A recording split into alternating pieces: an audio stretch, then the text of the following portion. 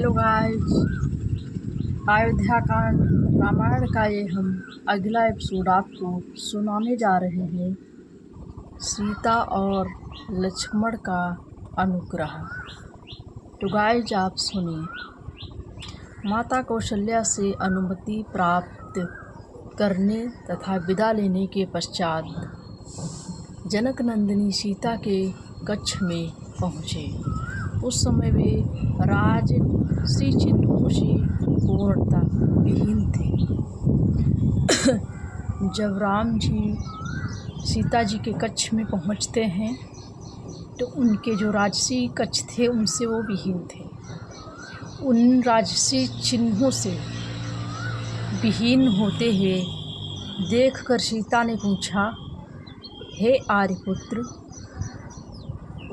आज आपके राज्याभिषेक का दिन पर भी आप राजसी चिन्हों से विहीन क्यों हैं?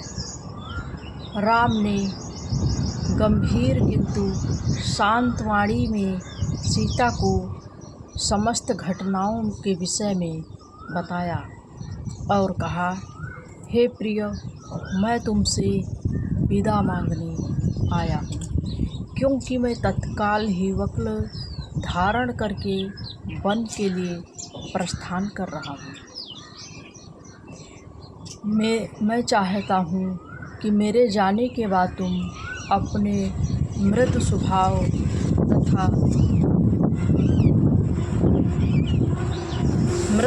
तथा सेवा शुश्रूषा से माता पिता तथा भरत सहित समस्त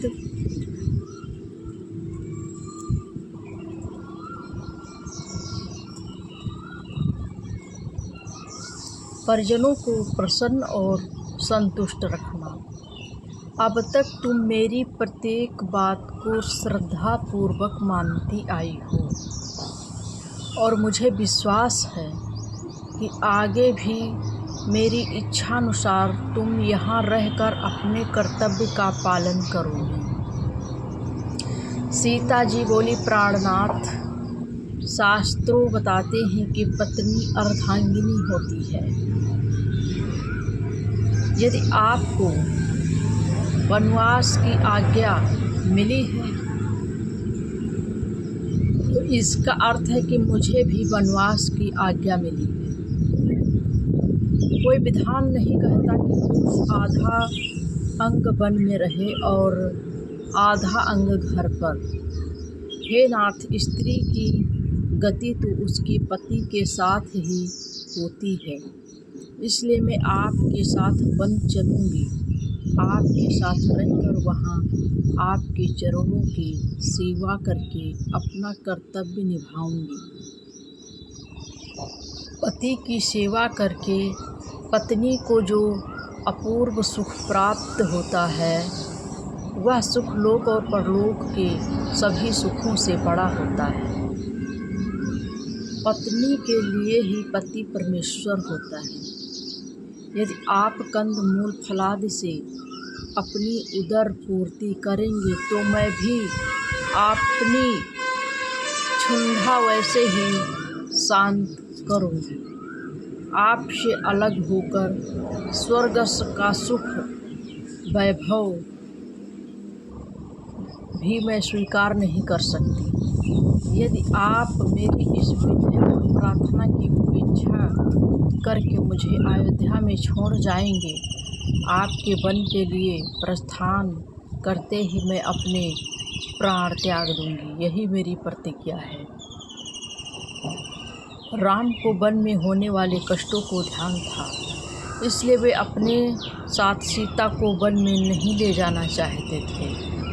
वे उन्हें समझाने का प्रयत्न करने लगे, किंतु जितना वे प्रयत्न करते थे सीता का हठ उतना ही बढ़ता जाता था।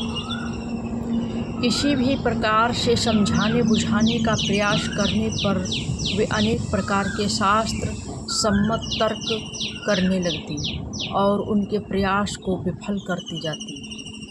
जनक नंदिनी का इस हठता के समक्ष राम के प्रत्येक प्रयास असफल हो गए।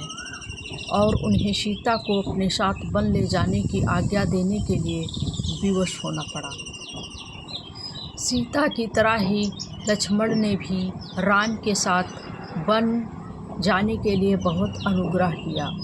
राम ने बहुत प्रकार से समझाया, किंतु लक्ष्मण उनके साथ जाने का विचार पर अड़े रहे।